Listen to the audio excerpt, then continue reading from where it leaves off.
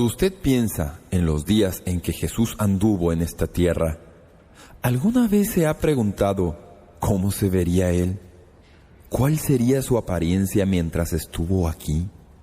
Pues bien, dependiendo de cómo interprete usted el libro de Cantar de los Cantares, que muchos creen es un cuadro preencarnado del Señor Jesús.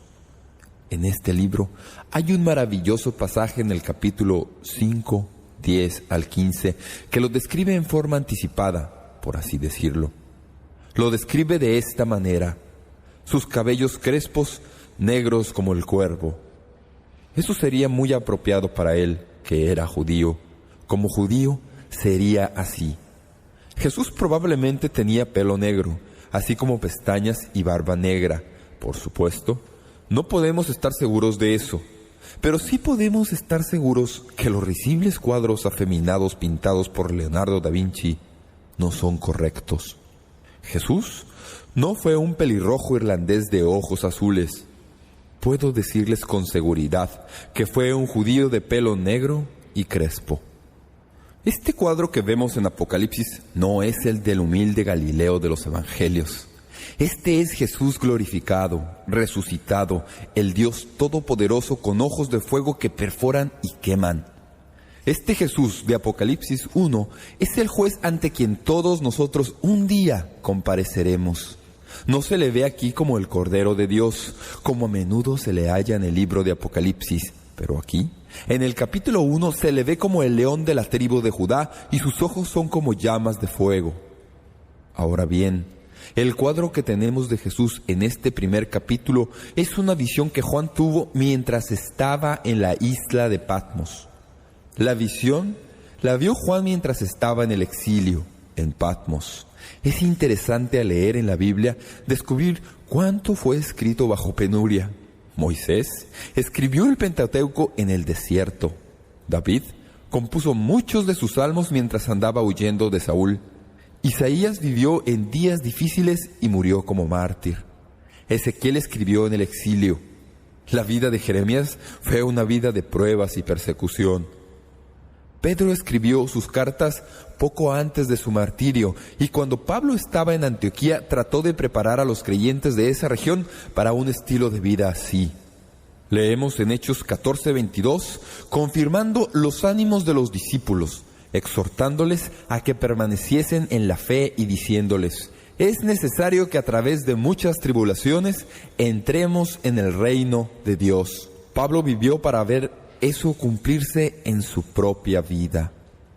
Pablo no se escapó de sufrir en carne propia las tribulaciones que había profetizado. Sufrió mucha tribulación y literalmente dio su vida por lo que creía. Porque, como ven, la tribulación es la herencia común del pueblo de Dios. El apóstol Juan, que escribe el libro de Apocalipsis, no disfrutó de inmunidad de la tribulación. El emperador romano Domiciano lo había desterrado a una isla solitaria por su vibrante testimonio de su fe en Jesucristo. En estas lóbregas circunstancias, en esa isla, aislado de todos sus seres queridos y de todo compañerismo humano que había llegado a cultivar con sus hermanos creyentes, el apóstol Juan recibió la más extensa revelación de eventos futuros jamás revelada a ningún escritor del Nuevo Testamento. Estaba encerrado en relación al mundo, pero en esa posición de encierro a él, estaba concentrado en Dios. En ese exilio, Dios le dio la gloriosa revelación que hemos comenzado a estudiar. Estaba desterrado, dice la Biblia, en Patmos, un islote rocoso desolado en el mar Egeo de 15 kilómetros de largo, 10 de ancho y a unas 10 millas náuticas al sureste de Éfeso. El historiador Tácito dice que el mar estaba espesamente sembrado con exiliados esos días. Los peñascos estaban teñidos con la sangre de las víctimas. La Biblia nos dice cómo fue que Juan fue enviado a este islote y por qué fue castigado, porque leemos en el capítulo 1, versículo 9 que estaba en la isla de Patmos por causa de la palabra de Dios y el testimonio de Jesucristo. Juan fue puesto en la isla de Patmos por causa de la palabra de Dios y por causa del testimonio de Jesucristo. Fue desterrado porque era un testimonio de su Señor. Un escritor de un comentario sobre Apocalipsis, Sir William Ramsay, describe el exilio y dice que era casi como una pena de muerte. Lo precedía la flagelación y estaba marcado por grillos perpetuos, ropa escasa, comida insuficiente, durmiendo en el suelo de la oscura prisión y trabajando bajo el látigo de los supervisores militares. No era un paseo campestre lo que Juan disfrutaba en la isla de Patmos. Era un tiempo de prueba y persecución. Escogieron a Juan para desterrarlo porque era el patriarca y dirigente de los creyentes de la provincia romana de Asia. Vivía en Éfeso y era un predicador tan poderoso de la palabra de Dios y un testigo tan claro del Señor Jesucristo que parecía simplemente lógico que si podía destruir a Juan, debilitaría grandemente el testimonio cristiano.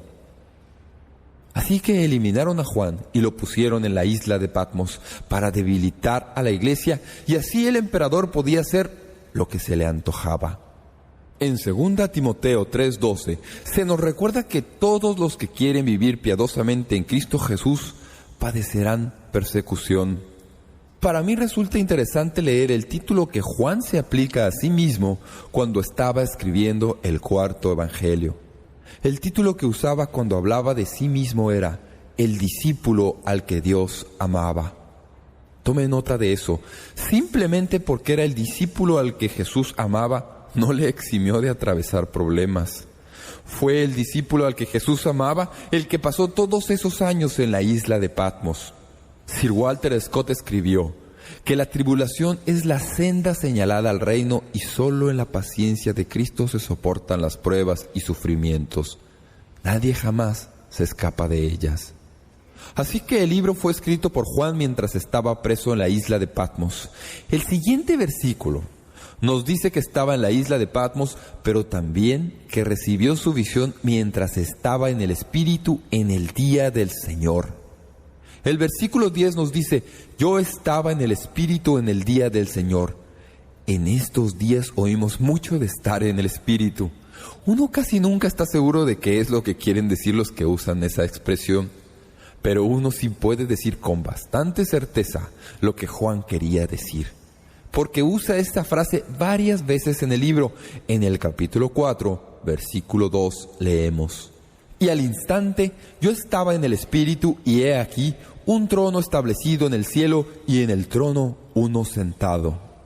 En el capítulo 17, versículo 3, leemos: y me llevó en el Espíritu al desierto.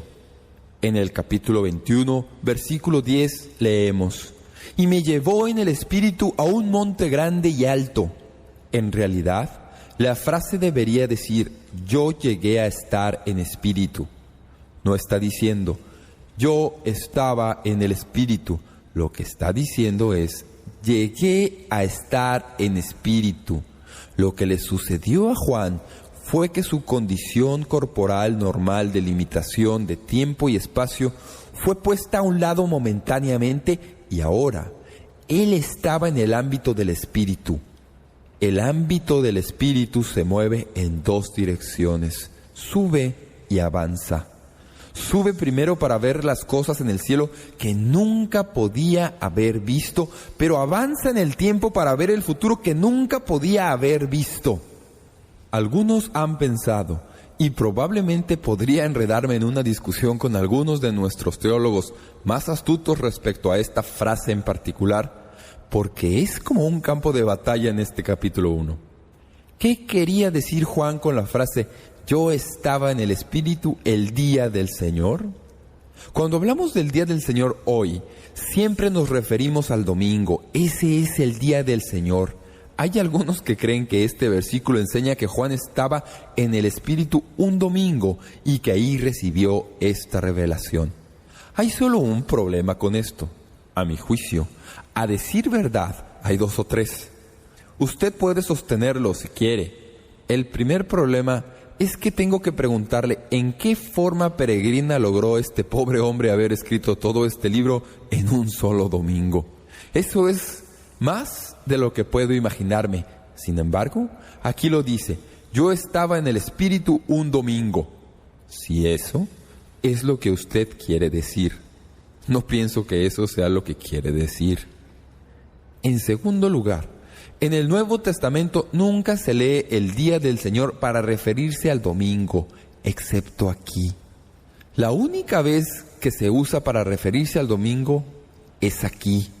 El resto de las veces, cuando los creyentes hablaban del domingo, siempre se les llama el primer día de la semana.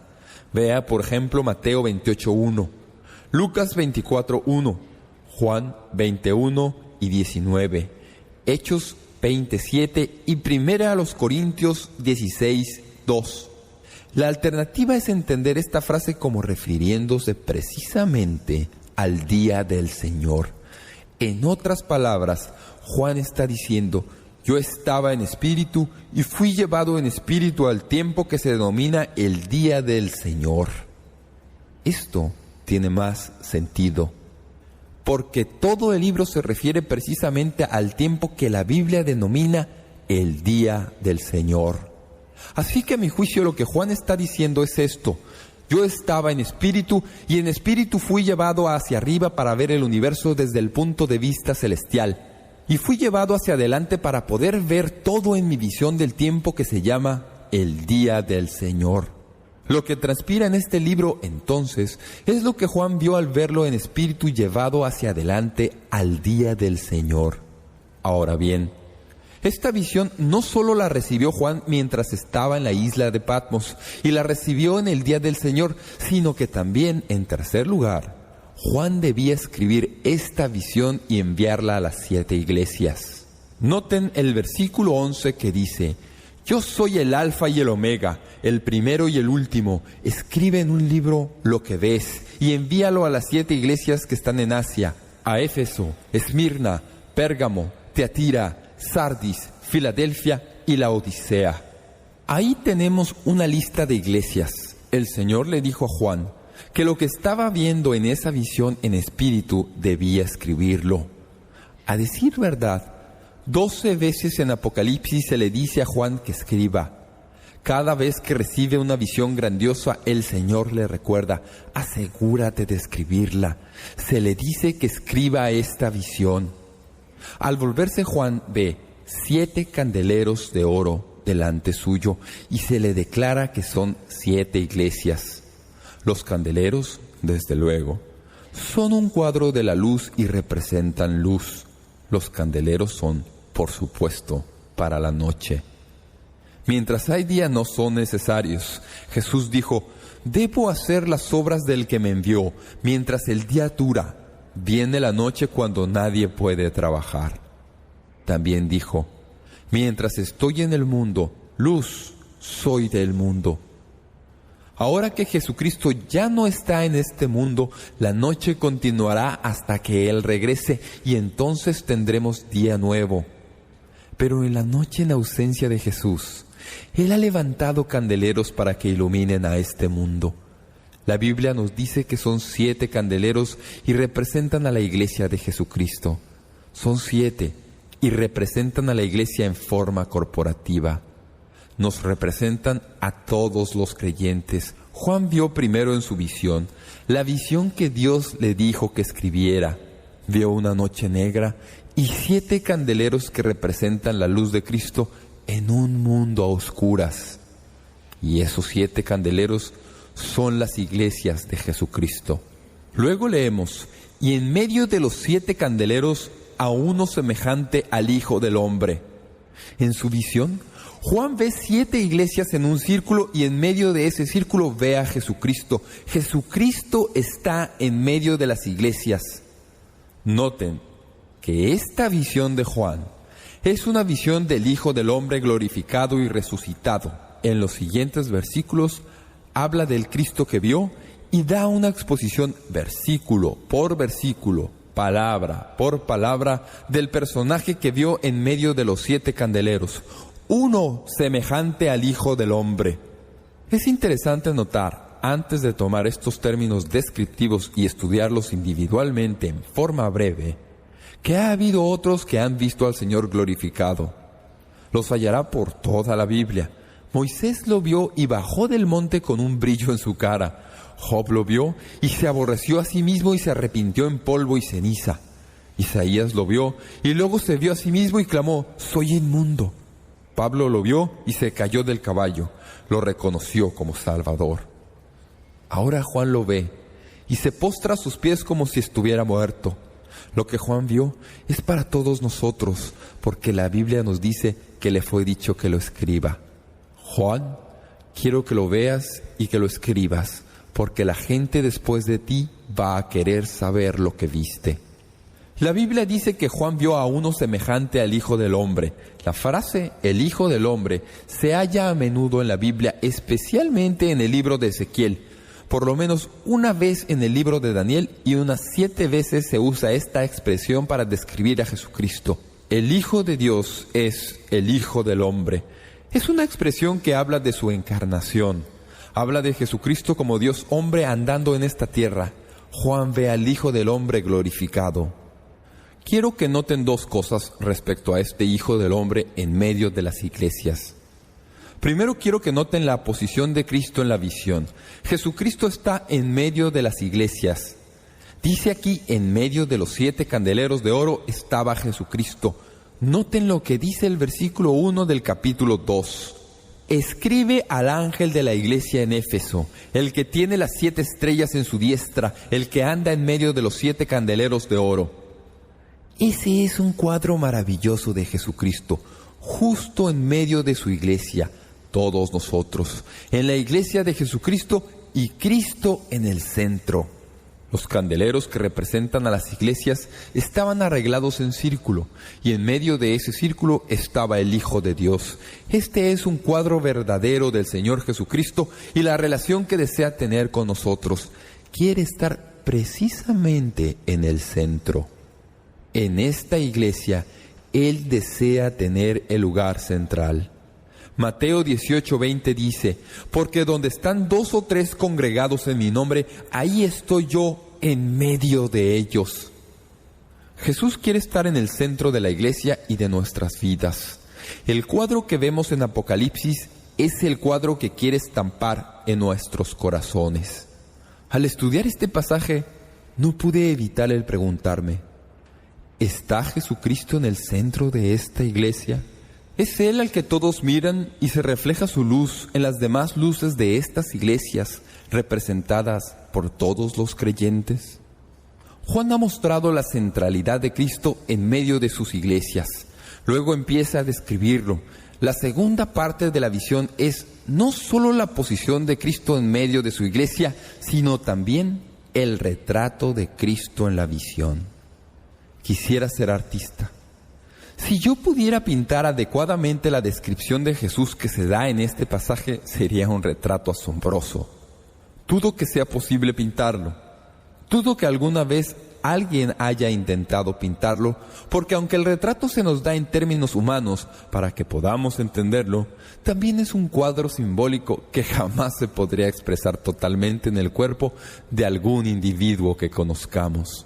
Veamos cómo lo describe Juan. Primero, su vestido. Versículo 13. Y en medio de los 7 candeleros, a uno semejante al Hijo del Hombre, vestido de una ropa que llegaba hasta los pies y ceñido por el pecho con un cinto de oro. Juan menciona 2 partes de su vestido. Primero, el vestido largo que llegaba hasta sus pies habla de su grandeza. Vestido de una ropa que llegaba hasta los pies. Hay un pasaje en Isaías que explica esto. El profeta Isaías, en el capítulo 6, vio un cuadro del Señor parecido a este. Esto es lo que dijo: «En el año que murió el rey Usías, vi yo al Señor sentado sobre un trono alto y sublime, y sus faldas llenaban el templo». Casi ni puedo imaginármelo. He visto vestidos con colas enormes. A veces, en nuestra iglesia hemos casado a novias que llevan vestidos con colas gigantes, pero no puedo imaginarme un vestido que llene el templo. Ese es el cuadro majestuoso que Juan ve de nuestro Señor, vestido con ropa de majestad. Eso es lo primero que nota. Luego, Tiene un cinto alrededor del pecho y esto habla de la justicia de Cristo. Nuevamente en Isaías 11:5 leemos: y será la justicia cinto de sus lomos y la fidelidad ceñidor de su cintura. De vez en cuando en el Nuevo Testamento leemos de Jesucristo ciñéndose. Tomó una toalla y se la ciñó como sirviente y les lavó los pies a sus discípulos, como leemos en Juan 13:4-5. Cristo ya no es más el siervo, es el Rey. Está vestido de una ropa larga, de majestad, con ese cinto ceñido alrededor de su pecho que significa justicia. Luego la Biblia pasa a describir su cabeza y su cabello. Leemos: su cabeza y sus cabellos eran blancos como blanca lana, como nieve. ¿Qué quiere decir? Lo que quiere decir es esto. Esto habla de su eternidad o su duración. El pelo blanco de su cabeza no son las canas de senilidad, sino de absoluta santidad. Representa la sabiduría de un juez. ¿Han visto algunos de esos antiguos programas de televisión en donde había cortes inglesas y los magistrados se ponían pelucas blancas? ¿No se veían ridículos? Pero lo hacían porque era algo que llegó a ser símbolo de un juez, un símbolo de justicia y rectitud. Esta descripción del Señor es como la que Daniel nos da en Daniel 7:9-13.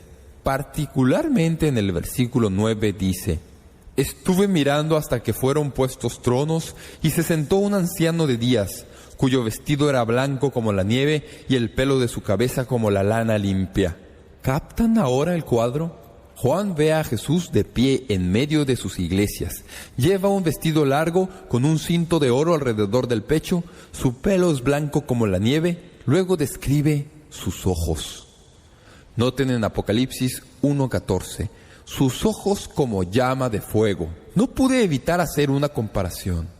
Juan, el que más cerca estuvo de Jesús cuando el Señor estaba en la tierra, ¿pueden imaginarse el contraste que Juan debe haber sentido?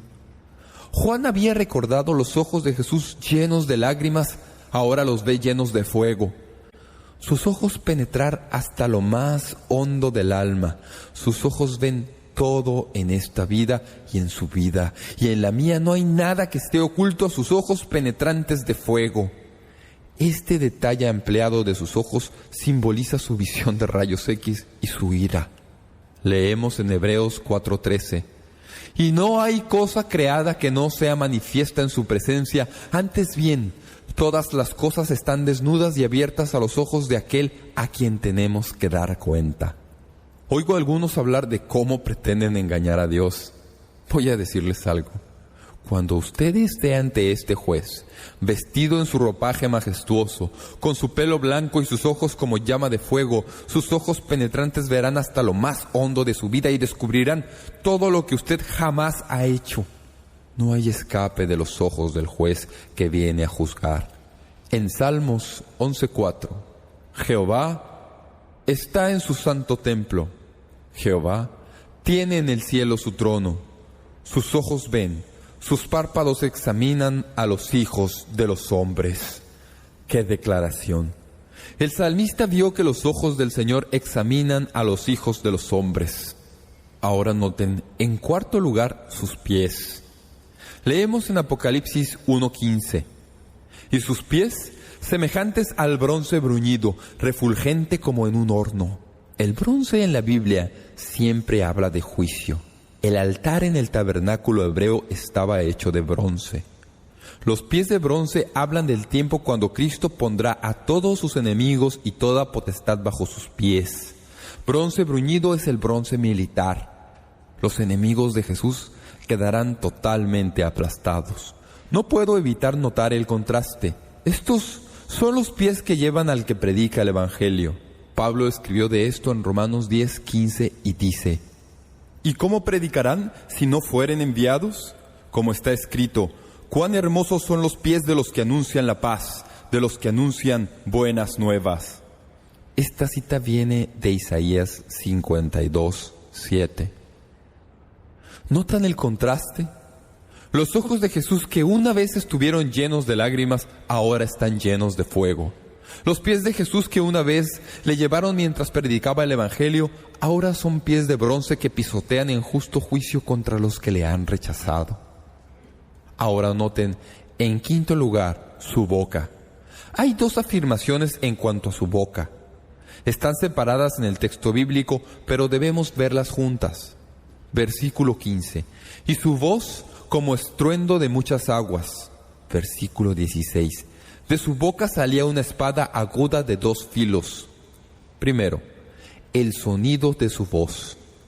La Biblia dice que este personaje que está en medio de sus iglesias, vestido de ropa larga y con un cinto de oro alrededor de su pecho, con ojos como llama de fuego, con pelo blanco como la nieve, con pies de bronce bruñido, este personaje cuando habla, tiene voz que suena como el estruendo de muchas aguas. Hay mucho que va en esa frase. El sonido de su voz se extiende desde el suave murmullo del arroyo hasta el rugido del océano. Por encima del estruendo de las rugientes olas está la tronante voz del Hijo del Hombre. Permítanme darles algunos pasajes que hablan de su voz en esta forma. Jeremías 25, 30, 31. Tú pues profetizarás contra ellos todas estas palabras y les dirás: Jehová rugirá desde lo alto y desde su morada santa dará su voz. Rugirá fuertemente contra su morada. Canción de lagareros cantará contra todos los moradores de la tierra. Llegará el estruendo hasta el fin de la tierra, porque Jehová tiene juicio contra las naciones. Él es el juez de toda carne, entregará a los impíos a espada, dice Jehová. Ese es exactamente el cuadro que Juan vio. Cuando Jesús hable en juicio, será como la voz tronante de muchas aguas. Ezequiel 43, 2. Y su sonido era como el sonido de muchas aguas. Salmo 29, 4. Voz de Jehová con potencia, voz de Jehová con gloria. Salmo 93, 4. Jehová en las alturas es más poderoso que el estruendo de muchas aguas, más que las recias ondas del mar. Sir Walter Scott, escribiendo, dijo que esto representa la señal de su soberanía y la majestad suprema sobre todas las olas de la pasión humana y sobre las circunstancias de un mundo destrozado y una iglesia en ruinas. Cuando Jesús habla como juez en los tiempos del fin, en la visión que Juan ve y se oye su voz, es el sonido más impresionante que jamás se ha oído en el universo. Ni siquiera puedo imaginarme cómo será, pero si usted piensa que sus ojos le aterran hasta el alma, la voz que suena como muchas aguas le hará caer postrado, tal como Juan cayó muerto a sus pies. Luego noten la segunda voz respecto a su boca, y es la espada de su boca. Dice Apocalipsis 1:16, tenía en su diestra 7 estrellas, de su boca salía una espada aguda de 2 filos. Les dije que no podría pintar este cuadro. Es demasiado asombroso. ¿Están logrando captar mentalmente el retrato? De su boca sale una espada de 2 filos. El instrumento de guerra es una espada de 2 filos que sale de la boca del Señor. Esta espada, por supuesto, es la palabra del Dios Todopoderoso. Hebreos 4:12. Porque la palabra de Dios es viva y eficaz, y más cortante que toda espada de 2 filos, y penetra hasta partir el alma y el espíritu, las coyunturas y los tuétanos, y discierne los pensamientos y las intenciones del corazón. Efesios 6:17. Y tomad el yelmo de la salvación y la espada del Espíritu, que es la palabra de Dios. Es con esta arma que Jesucristo va a luchar, según Apocalipsis. Busquen Apocalipsis 2:16. Esta es el arma del Señor, le dice a la iglesia de Pérgamo. Por tanto, arrepiéntete, pues si no, vendré a ti pronto y pelearé contra ellos con la espada de mi boca. Ahora noten Apocalipsis 19:15. De su boca sale una espada aguda para herir con ella a las naciones, y él las regirá con vara de hierro, y él pisa el lagar del vino del furor y de la ira del Dios Todopoderoso. Noten Apocalipsis 19:21. Y los demás fueron muertos con la espada que salía de la boca del que montaba el caballo, y todas las aves se saciaron de las carnes de ellos. Este personaje que está en medio de sus iglesias, vestido de una ropa larga, con pelo blanco y con ojos como llamas de fuego, y cuya voz suena como el estruendo de muchas aguas, es un guerrero majestuoso que tiene una espada de 2 filos que sale de su boca, y cuando viene a juzgar a las naciones, con una palabra exterminará a todas ellas, serán destruidas. Luego vemos en Apocalipsis 1 que nos habla de sus manos. Apocalipsis 1:16. Tenía en su diestra 7 estrellas. La diestra siempre habla de señorío, siempre habla de control, siempre habla de autoridad. Efesios 1:20. La cual operó en Cristo, resucitándole de los muertos y sentándole a su diestra en los lugares celestiales. Siempre que se lee la diestra en la Biblia, siempre habrá un sentido de autoridad y control. Así que este personaje que está en medio de las iglesias, vestido como hemos dicho y descrito como lo hemos descrito, tiene en su mano derecha, en su mano de autoridad, 7 estrellas. Las 7 estrellas son los ángeles o mensajeros de las 7 iglesias. Me gusta esto. Este es un gran versículo para pastores. Dice que las 7 estrellas son los ángeles o mensajeros de las 7 iglesias. La palabra ángel significa mensajero. Las 7 estrellas que tiene el Señor en su diestra, estando en medio de sus iglesias, son los 7 predicadores de las 7 iglesias. Ahora bien, ustedes no sabían que los predicadores son estrellas, ¿verdad? Pero eso es lo que dice la Biblia. Quiero que recuerden esto, y esta es una buena manera de hacerlo. ¿Dónde viven hoy las estrellas? En Hollywood. ¿Dónde queda Hollywood? Queda en Los Ángeles. Las estrellas y los ángeles son lo mismo. Quiero que noten algo, dejando a un lado la frivolidad. Capten el cuadro del control que tiene el Señor. Rodeado de 7 iglesias, estando ahí de pie con la majestad que hemos descrito y con su diestra sosteniendo 7 estrellas, y las 7 estrellas que tiene son los ministros del Evangelio de Jesucristo a las 7 iglesias. No sé si esto les da consuelo, pero de seguro me lo da a mí. Estoy en la diestra del Señor, como su mensajero para su iglesia. Eso no me absuelve de responsabilidad. Eso no me hace diferente de otra persona, excepto que me da un sentido de gran aliento, porque el personaje que está en el lugar de soberanía tiene a los mensajeros en su diestra, en la mano de autoridad. ¿Sabe cómo puede usted llegar a ser una estrella? Escuchen lo que dice Daniel 12:3. Los entendidos resplandecerán como el resplandor del firmamento, y los que enseñan la justicia a la multitud como las estrellas a perpetua eternidad. ¿Sabe cómo llegar a ser una estrella? Lleve a muchos a la justicia.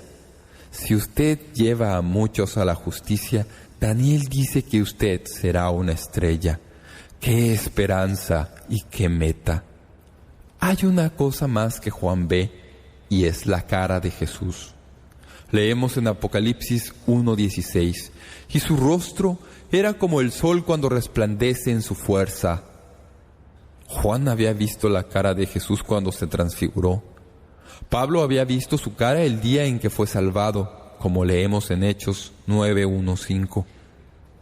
La cara del Señor es el rasgo central de su persona. Representa todo lo que Él es. Todo se desvanece a la luz de su brillo. La Biblia está llena de esto.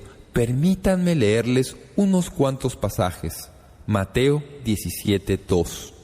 Y se transfiguró delante de ellos, y resplandeció su rostro como el sol, y sus vestidos se hicieron blancos como la luz. Hechos 26:13. Aquí tenemos el testimonio de Pablo.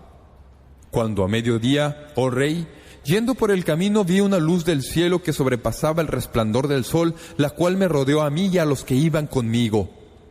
Eso fue lo que Pablo dijo. Vio una luz más brillante que el sol cuando fue salvado. Segunda de Pedro 1:19. Tenemos también la palabra profética más segura, a la cual hacéis bien en estar atentos como a una antorcha que alumbra en lugar oscuro hasta que el día esclarezca y el lucero de la mañana salga en vuestros corazones. Apocalipsis 22:16. Yo, Jesús, he enviado mi ángel para daros testimonio de estas cosas en las iglesias. Yo soy la raíz y el linaje de David, la estrella resplandeciente de la mañana.